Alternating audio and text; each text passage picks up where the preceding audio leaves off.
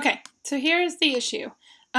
Your style sheet looks great, and one of the things that's really nice is that you connected it. You were able to connect it with this link piece right up here, which is great.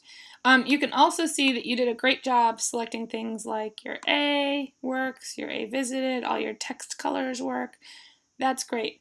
And you actually put in the right code, with the exception of this one is important. Right here you'll see how padding and then overflow is bright blue.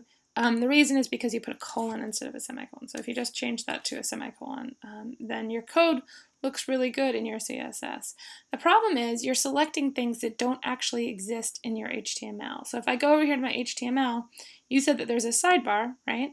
And you said that there's also a container, but you haven't gone ahead and made those containers or sidebars over here in your page. So you got to go ahead and you got to make your container and your sidebar. So the way that I do that is I go to body, and after body I go div id equals quotes container, because this is going to be my container element.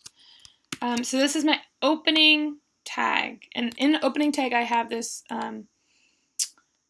this attribute right here, only in the opening tag. So again, this is div id equals container, and then I go down to the bottom, and right before the body closes, I'm going to close up my div. And that will mean that all this content will essentially be in this div box. And if you look, if I save this, and I save this, and I preview it,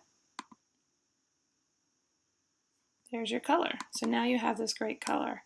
Okay, so the same thing is true for your sidebar. You got to go to the sidebar information, which I'm assuming is sort of here, right? This is your personal section. So I'm going to go ahead and I'm going to do div id equals sidebar, right? And then I'm going to go down to the bottom of this sidebar information. I'm going to say /div, right?